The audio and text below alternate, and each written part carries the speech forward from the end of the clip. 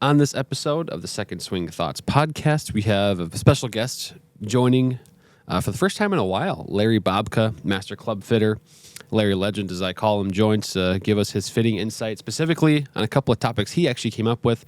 So we'll dive into those with him. And then also we've got some big names that won on tour this week, Scottie Scheffler and Bryson DeChambeau. So we'll talk about that with the season's next major right on the doorstep. So another big episode here of the Second Swing Thoughts podcast.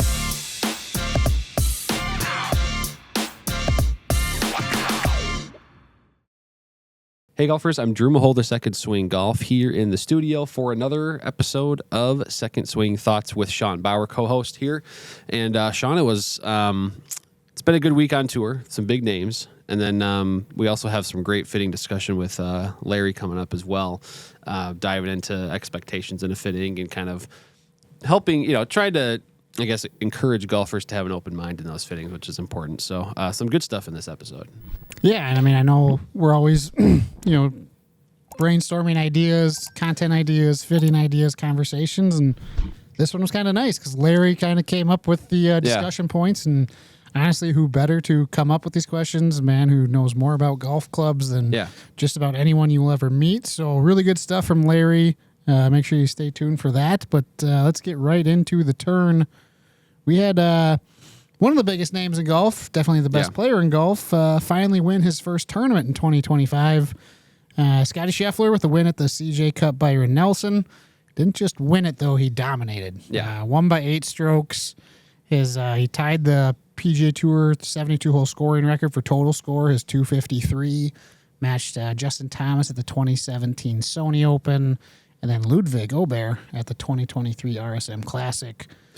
So pretty impressive display of golf from the world number one. And I believe he was 22 under on just the front 9 this week. The guy slacking on the back. And what's cool about Scottie is he can win in any type of tournament. If it's a tough course, tough field, where grinding for pars is going to be necessary to win, and just a few under par wins, he's got the game and the style of play to do that. Or he can win at 31 under par and break or tie, I guess, the PGA Tour scoring record, and he can do that as well. So he can win birdie fests, he can win those tough course setups as well. And the guy has it all, and it's good to see him back in the winner's circle. And he was, I know this is a down year by his standards, having not won yet, but it's not like he was playing poorly either. He was finishing around top 10 most weeks, hanging in there. So he just, for whatever reason, this week he caught fire and didn't let go. Yeah, and he probably has the PGA record if he doesn't stub that chip there. That's right. On 17. Yep. Imagine you're playing just lights out and then you hit a shot like that. I know. You're probably just and then you got, our guy, we're a fan of Eric Van Rooyen, obviously Minnesota Gopher. Had him on the podcast here a while back. Mm-hmm. Great finish for him. Takes second place, shoots 23 under. I'm sure if you told him, hey, you're going to shoot 23 under and finish in second place, he'd probably take it. But then it's like, I just shot 23 under and I lost by 8 strokes. I lost by 8 strokes.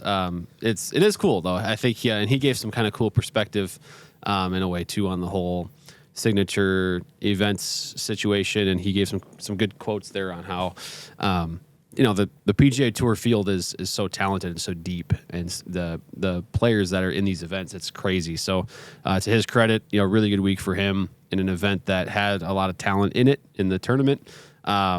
And ultimately, it's just 8 shots behind Scottie. And it's so quickly it's fascinating how quickly this tournament became really over. I mean, we're talking about Friday around middle of the day, and it was already a foregone conclusion that Scottie was going to win this tournament. Yeah, absolutely. Well, let's take a look at Scottie's bag. Not really much has changed, and why would you when you're playing that well? He's going, QI 10 at the top of the bag, both his driver and a 3-wood. Has those ZU85 Strixon utility irons for his long irons. TaylorMade P7 TWs right off the rack. And then the only change in his bag comes in his wedges. Now, he's still got the SM8s for his gap and his sand wedge, but he goes with an SM10 60 degree. He used to be the SM9. And this one, he's kind of gone back to a K-grind. The low bounce version. Now that's something he played with in 2022 when he won, the Masters then. Had switched into a T grind for the last couple of years. But back into the K grind this week. Is that tournament specific or is that something moving forward? We shall see. And then, of course, his TaylorMade Spider Tour X putter. And just want to highlight that putter, too. You know, Scottie's always the best ball striker, right? Yeah. You know, and he was the best ball striker this week. He was third in strokes gained off the tee, first in strokes gained approach. But here is where, if this is a sign of things to come, it could get really scary for the rest of the golfing world. He was sixth in strokes gained putting. Yeah. And that's with, I mean, I think he finished like 25th, 26th in total feet of putts made. So it's not like he was just dropping in bombs. It speaks to his approach game. But if he's putting that well and striking the ball like he normally does, there aren't many players there that can beat him. Right. I mean, he lost, I think, a stroke and a half around the greens this week. So Yeah. he was so, which he didn't have that many opportunities to that's be around pretty the green much, because, you know, he was hitting his approach shot so close. He was hitting fairways. But yeah, you're right. He's classic case of, you know, a lot of these players get streaky with the putter, and those weeks that they, you know, have a warm streak or a hot streak, they contend or win. But his, you know, tee to green game has never been in doubt, or, you know, he's always been, even since his first year on tour back in 2019 or so, he was one of the better ball strikers immediately when he joined the PGA Tour. It was just about consistency on the putting, and those weeks he would finally get hot in 2022. He started winning there. So if he can putt like this, you know, PGA Championship is going to be his to lose, I think. Yeah, and so Scottie was winning on the PGA Tour, big name on Live win, Bryson DeChambeau. Yes.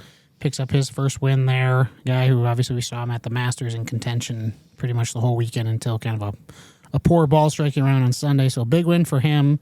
You got a big win for Scottie.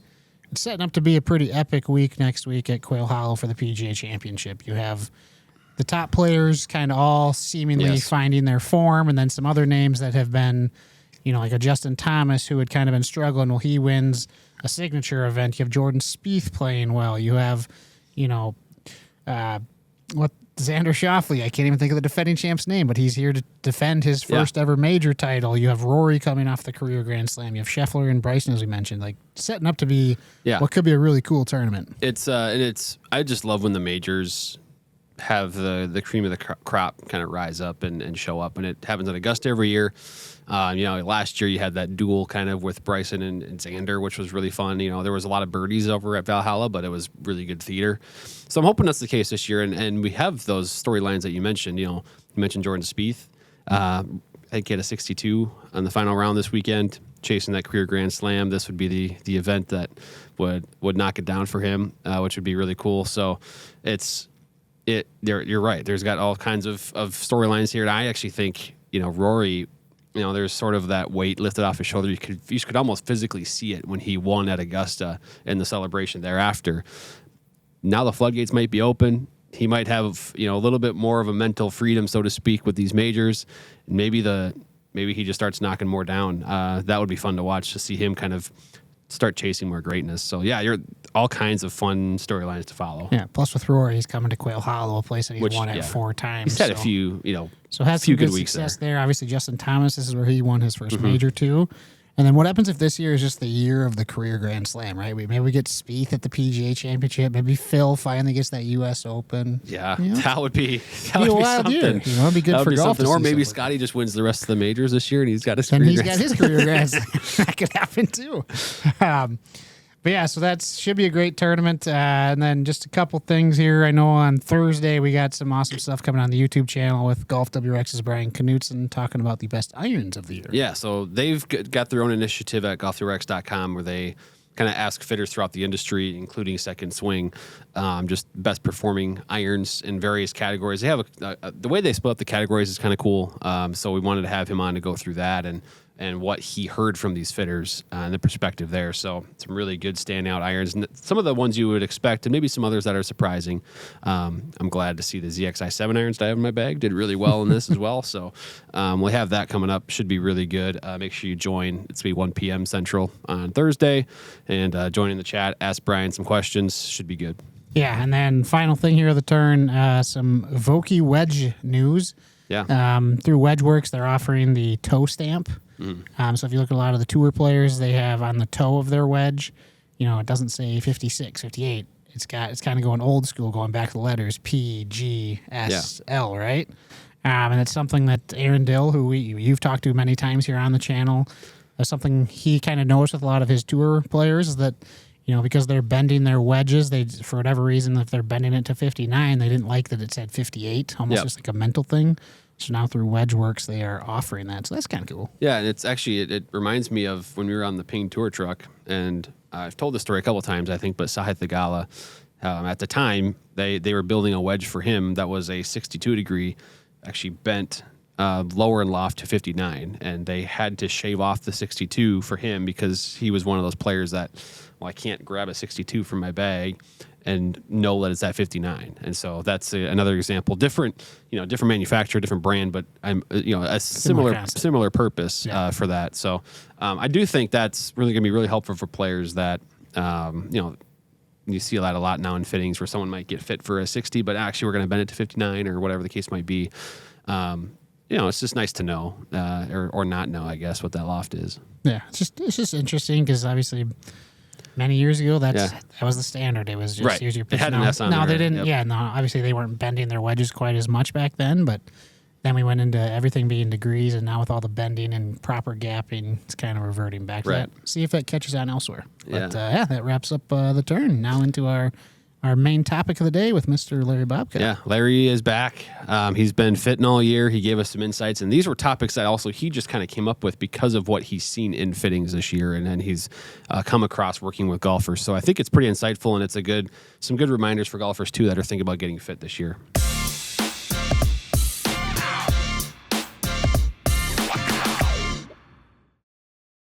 We now welcome back on the Second Swing Thoughts podcast. It is Larry Bobka, master club fitter, legend of the game of golf. I don't know if that's maybe too much to your ego there. Well, no, but when you're turning 65 next week, it just makes me feel... You've been in the golf industry. It just makes me feel a little old, Drew. You've That's accomplished all it things. is.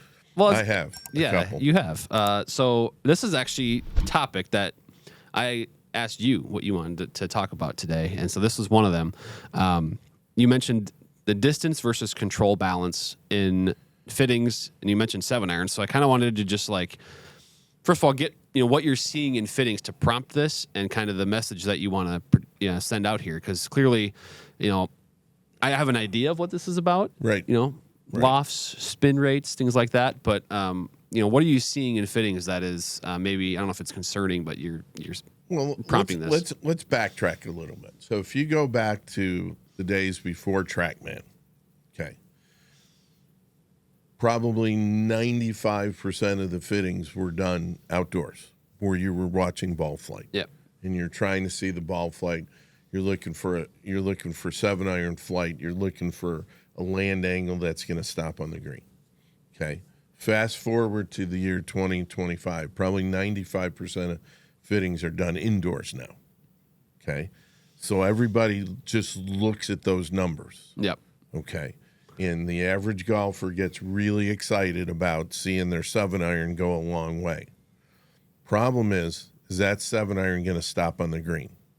So one of the things that we try to impart is, hey, that's all well and good, but are you going to be able to hold the green? Your launch angle's a little low, your spin rate's a little low. Right. Your angle of descent is low, your land angle's not good. Don't get just caught up in that 7-iron distance, because if you really want to become a better player, you want to look at, and you're trying to, the whole idea is to try to make that ellipse smaller. Yep. Try to make that front to back, yardage-wise, smaller, and that side-to-side smaller. So every once in a while, you get somebody in a bay, and all of a sudden it's like, yeah, but I'm giving up 5 yards. Right. But look at the just to use it again. Look at the ZX7 ellipse. Yep. Versus another club's ellipse. Yep. This is so much better. Yep. Because this is going to help you play better. So when you're standing out there at 175 yards, you're going to hit that 7-iron 175 or 173 or 177, rather than one time you're going to hit it 177, then you're going to hit 187. Right. So that's one of the things that you have to. is somebody walks in and they walk in there and say, if you walk in the bay, Drew, and you tell me, hey, I'm an 8 handicapper and I really want to get as close to scratch as I can. Okay. Yep. Well, how's your short game? How's your putting? Mm-hmm. Third question is, how's your distance control? Distance control. Yeah. So that's how's your distance control? Yeah. Because the whole idea, and this goes back to my great friend Mark O'Mara, who told Tiger when Tiger came out, okay, you got to putt it good, you got to chip it good, and you got to control the distance you hit your irons. You're going to hit it left or right, all right? That's just the reality of the game. But if I hit it the right distance every time, I'm going to play really good golf. And those are the 3 things he told Tiger when he came out. And to me, especially, we get a lot of junior players, get a lot of high school players, get a lot of college players, and especially kids that are trying to transition from high school golf to college golf. I mean, it's a huge step in the difficulty of golf courses, pin placements, you need to control the distance you hit your irons. Yeah. Yeah, that's clearly we're talking about if you're trying to level up your game. Right. There's a certain point where distance can be the big advantage. Right. You hit it farther. But that seems like it's more so off the tee, right? Like if you're off the tee, as far as you hit your driver, hitting that farther is certainly going to be a big benefit to you, right? Right. But hitting your 7-iron 10, 15 yards farther than maybe an old 7-iron. Right. Is not going to be this big advantage compared to hitting your driver 15 yards farther than an old driver. Yeah, absolutely. I mean, I'll give you a great example. We got a great friend, Jim. We played golf yesterday at Bluff Creek, and he's 78 years old. He, in the past, had a set of Maverick irons that are a little bit stronger lofted, Yes, a little they bit are. faster faced. When we went to ZX5s, he controls his iron. He's a club shorter. Controls the distance better. At 78 years old, he shot 76 yesterday. That'll do it. That's pretty good. That'll do it, right? And he, he's finally understanding, and he kind of went kicking and screaming that he's going to be a club shorter, but he's finally realized that his distance control is so much better. Yeah. Because the ball spins so much better, and the ball stops on the green, especially now. Hey, we haven't had a lot of rain here early on in Minnesota. Golf courses are like kind of July, August condition right now. They're firm and fast. You better be able to stop your iron shots. So with that said, I want to just call out or maybe get your thoughts on some of these, call it game improvement irons. Yeah, I know you like to use the term user friendly, but irons that the standard maybe setting or configuration of them is strong lofted. Right. They're under 30 degrees for the 7-iron. But now there's options for a higher lofted version. HLs. HLs are hot right now. There's either the G440. There's also a retro spec for G440, but there's the QI. There's the JPX 925 HL. There's from the Elite has an HL. So there's those options that I imagine that you love in the Bay for these players that want something that's helpful and forgiving, but also has enough loft and spin. Yeah, absolutely, without a doubt. Those I would say. 440 HL, Elite HL, in the Mizuno HL high launch. Those have been home runs for sure with every fitter. Because before yesterday at work, I was I talked to Josh, I talked to Cam, talked to Aaron a little bit, and just before I came here today, and just like, hey, what are you guys seeing? We talk all the time, but it's definitely the HL version of irons. Ping I-230 is still a really good golf club for somebody who needs to spin the golf ball and launch it in the air. It is still, I would consider right now, still the gold standard. Titleist T200. You kind of think of it as this game improvement, hotter club. It is, but it really isn't. Because it launches and spins. So, I mean, you have to sit there and say, and be honest with yourself. And, that's why it kind of leads into our next segment is, when somebody comes in, what's your expectation? Drew, you walk in my bay, my first question is, what do you want to accomplish today? You know, and a lot of times people kind of go, well, I don't really know. My clubs are old. Okay, but let's talk about it. So as you're warming up, let's talk about, hey, do we need to hit it higher? Yep. Do we need less dispersion? Do we need to hit it lower? You know, what has brought you in? What caused you to get online and sign up for a fitting? Yeah. You know, that's really important because that certainly helps the fitter get to where we want to go. So then everybody's good. The fitter feels good about what he's done for you, and you feel good about that you're going to walk out with confidence that you're going to have a new setup. Right. Especially irons. You know, driver, like you just mentioned, driver's kind of easy. You know, Just hit the ball farther for the most part. I have never had anybody come into a bay anywhere in my career, even, you know, PGA Tour, whatever. Nobody's ever said, hey, I want to hit my driver shorter. Yep. Okay. Everybody wants to hit their driver farther. Yep. You know, especially in where power now is so important. But the other side of that is, okay, if I've got that power now and I'm driving it farther, I need to score better. Mm-hmm. You know, if I'm driving it 10 or 15 yards farther, I need to be able to score. You know, it's really cool. You know, I moved up a set of tees at Chaska, and we were talking earlier. You know, I shot three under par last Wednesday because now I'm playing from where everybody else is playing. I'm not playing from back anymore. They're like, holy cow, this isn't good. This is a bad thing. Yeah. But it's fun now. Mm-hmm. But I also found out, actually after the first week of playing up there, it's like, holy cow, my wedge game's got to get better again.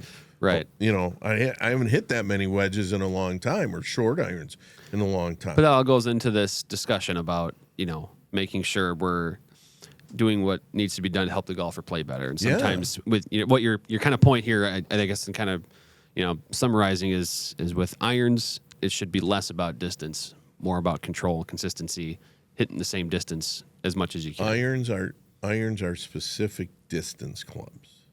They're not distance clubs. Even though, you know, in the craze has happened because of how we fit, and nobody wants to have a club that goes, you know, no manufacturer wants to have a club where they're shorter than everybody else's. TaylorMade's going to want a 7-iron that goes as far as a Callaway versus as far as a Ping and everything. But on the other side of that, I've got to control that distance with the right launch conditions. So for sure, yeah, it's just, you know, hey, let's take the advantage. We drive it farther now. We drive it straighter now. Let's start shooting lower scores because we control our iron shots better. We're here in the studio with Larry Bobka, and I know you wanted to just discuss the expectations golfers should have about club fittings. So you've been fitting all year. I mean, we were down in Scottsdale. Yep. You're back here in Minnesota as the weather starts to finally warm up here. What would you tell people that is scheduled to fitting at Second Swing, whether it's for irons, whether it's for driver, whatever it might be? What would you tell them to be prepared for? Well, I would be prepared for one. You know, everybody does a little internet shopping before they come in. Sure. Okay, which is just fine. One, hey, and I always ask, what models are you interested in trying? So that for sure, doing that. But if I'm watching you warm up and you don't have any spin and you want to try some rocket ship launch and iron, I might bring it in, and I might tell you I'm not going to bring it in because here's the reason I'm not going to bring it. So you got to come in with an open mind. Mm-hmm. You know, you have to understand that, hey, come in with an open mind. Here's what we're thinking about. I can't tell you the people that walk out and go, boy, I never thought that was going to be my club. Yeah. I never thought that was going to be my golf shaft. Okay, well, but you don't do this for a living.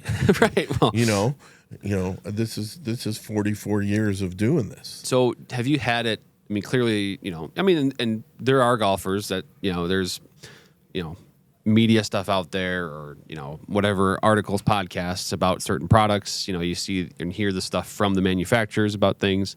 I'm sure all the time you get somebody that comes in for a fitting and they have a specific model of club that they're like, I'm going to get those today. Right. sometimes that's probably the right fit sometimes, but more often than not, I imagine it's much more complex than that, and it requires a little bit more. And I guess more often than not, then, right, that player goes out and maybe they're like, this is a little bit off. They might come back in for a follow-up fitting. Well, I think the one thing people need, so say I come in and I really want to get fit for Titleist T200s. Okay. Well, how about we just stay in the Titleist line? Because the 200 might not be the right golf club for you. Yeah. You might need the 100. You might need the 150. You might need the 350. So I think you have to be open to saying, hey,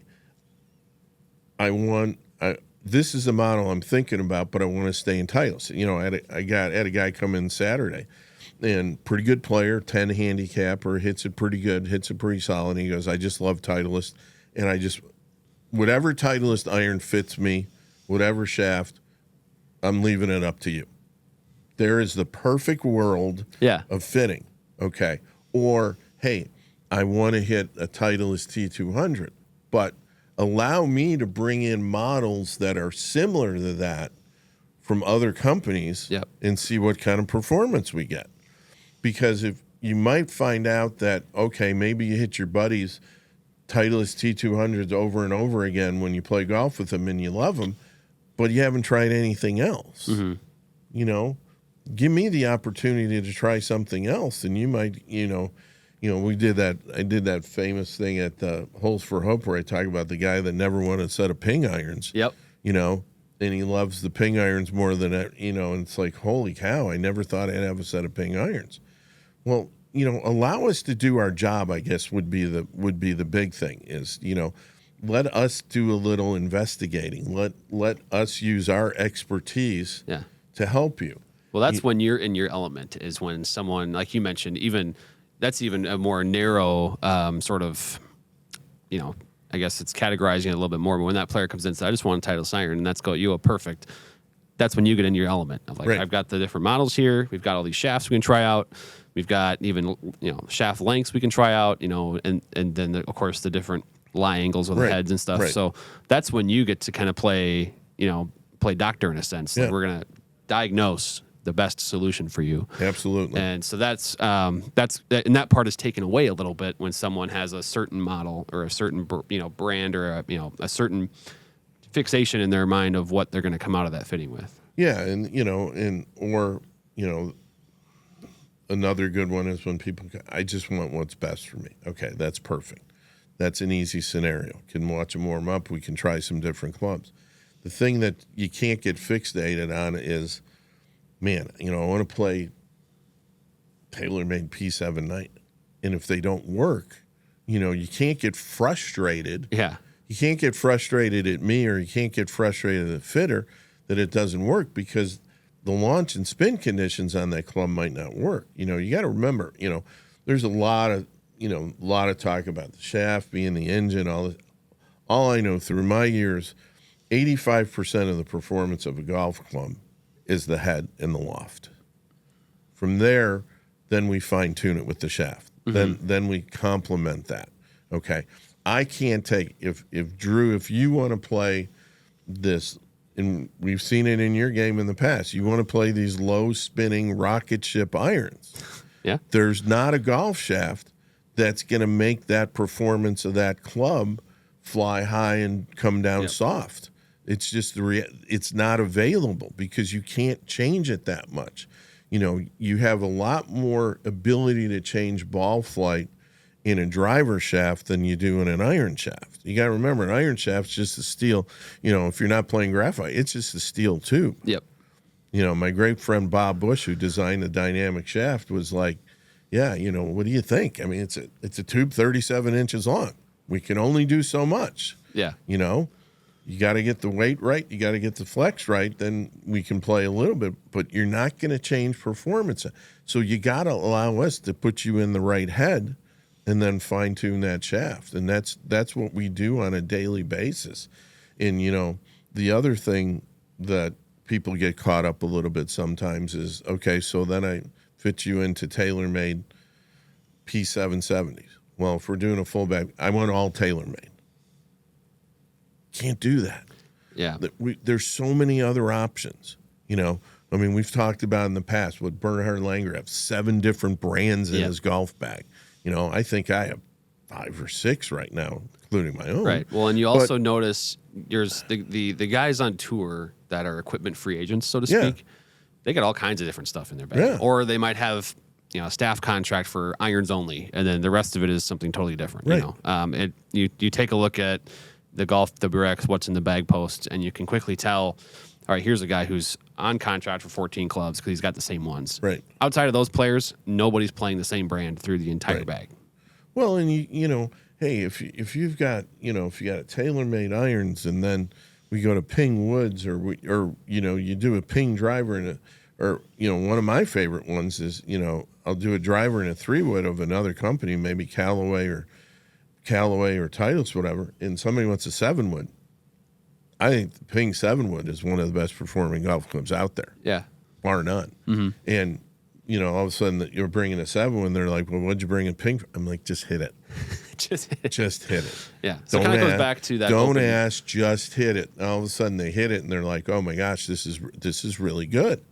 So you got to be open to that because it's about performance. And if I can, you know, hey, when I worked for Titleist for years, you know, went through the same thing. You got players that have contracted, but, you know, they're coming in with a TaylorMade 3-wood. They're coming in with a Callaway fairway wood, you know, Adams hybrids back in the day.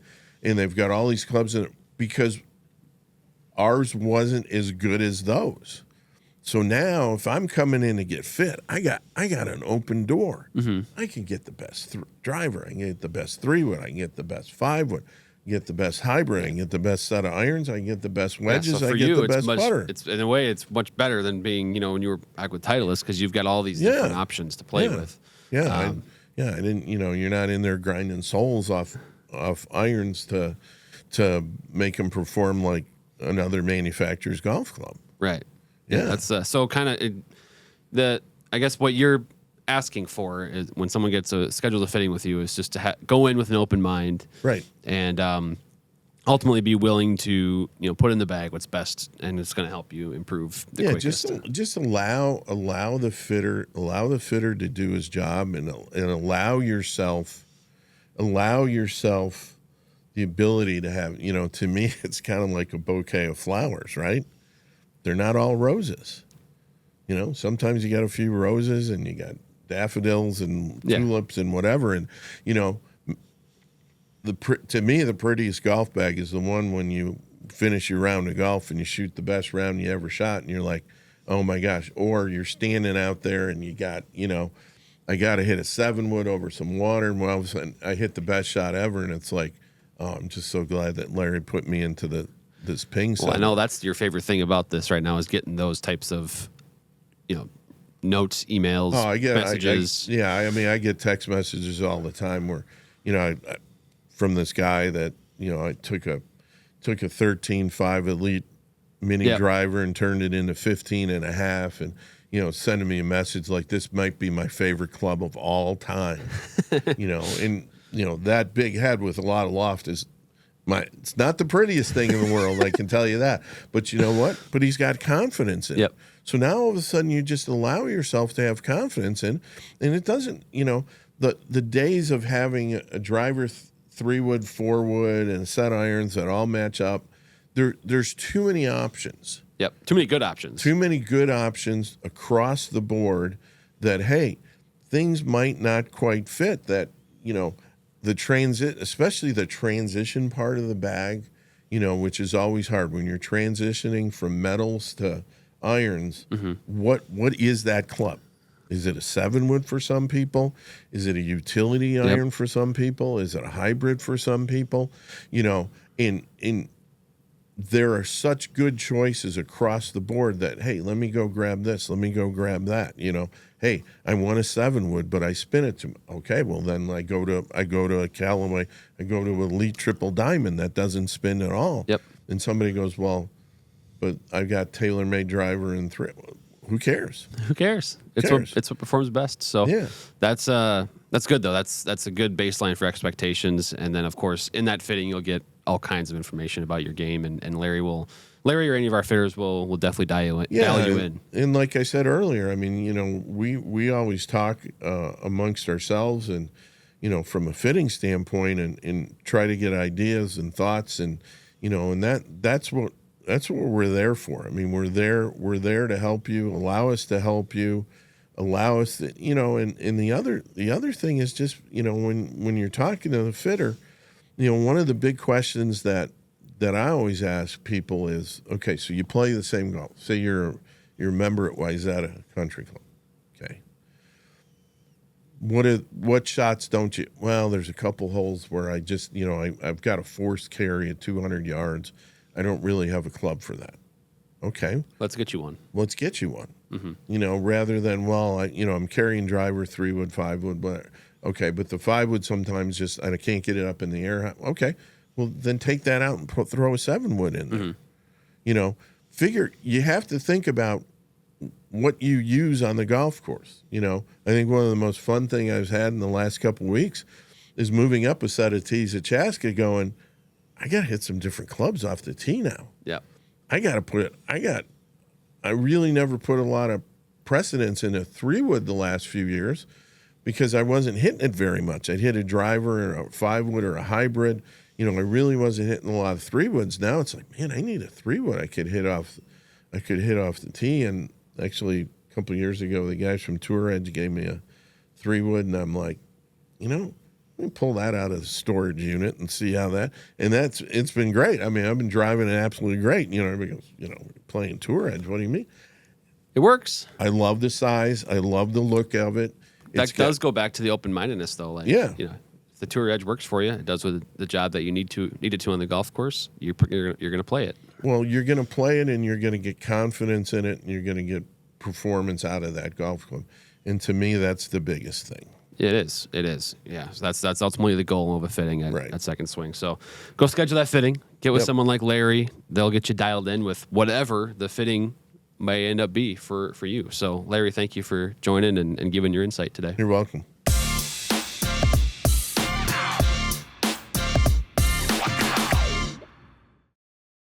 And that was Mr. Larry Bobka. Again, some good insights there. He's got so much experience that it's so easy to just listen to him rattle off information.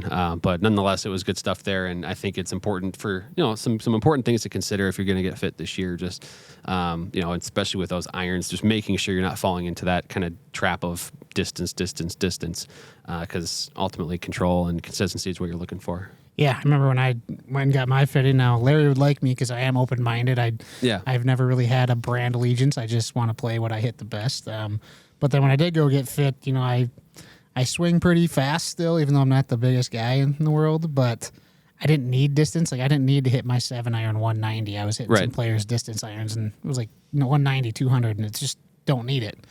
Got me into the I-230s. Well, all of a sudden, then my 7-iron just on a consistent basis. I mean, I was 175, 173, 170. Like the dispersion of my carry distance was so consistent, and that's what helps me out on the course and should help anyone. You want that. You want to know when you line this up and you hit this ball, it's going to go this far. Yep. More than, hey, can I hit this 200? You want that consistency. Right. Yeah, he has spoken very highly of the I-230s too, which is another reason he'd So you got like your ZXi7 with GolfWRX, and I got Larry Legend talking about my I-230s. So. Yeah, so it's I mean, aside from Larry and that discussion, we've got all kinds of stuff on YouTube. We mentioned the Live at Lunch with Brian. We got the Tour Van series rolling on Fridays now. Some stuff we captured on site, and we've got an interview with Kenton Oates this week. He's kind of I guess technical title is Senior Player Development Manager, but basically he just kind of oversees the work that the tour truck does for the players and the equipment that they're end up putting in the bag. So, and then of course Fitter's Choice is rolling on Mondays. So all kinds of great stuff. Yeah, I loved the one on Friday. I love the little Tyrrell hat and on some of the broken clubs. Kind of funny. Oh yeah. On the Second Swing side, it's Mother's Day on Sunday this week, so if you're looking for a great gift for your mom that golfs, we have our Second Swing Mother's Day specials. Yes. Anything from clubs to balls to accessories. You name it, lots of great options. You can check those out online, or obviously if you're near one of our stores, go in there, because they'll have a much wider variety of a selection. And then with the PGA Championship next week, be on the lookout for our major contest. Good emphasis on the May there. Yeah, good emphasis, right? So yeah, we got some pretty cool prizes that we do, typically around each major. Plus, we will have some social media giveaways with some custom wedges. So keep your eyes out for that stuff. And as always, check out our best value golf clubs if you're looking for, shopping a little bit more on a budget, but still want a high performing club. There's your best bet, our best value golf club. So. All right. Well, that's it. That's the episode. That was, again, we're ramping up here to another major week in a couple weeks, and we're really excited about it. But make sure you're subscribed wherever you need to subscribe. That's my go-to line is the end of these episodes. Smash that subscribe button. Smash that subscribe button. YouTube, Spotify, Apple, wherever you're listening or watching. And then, of course, tell us as well. Comments, where have you. Tell us what you like about the episode. We appreciate that. And make sure you stay tuned, as we'll be back next week with another one. So thank you guys for watching and listening.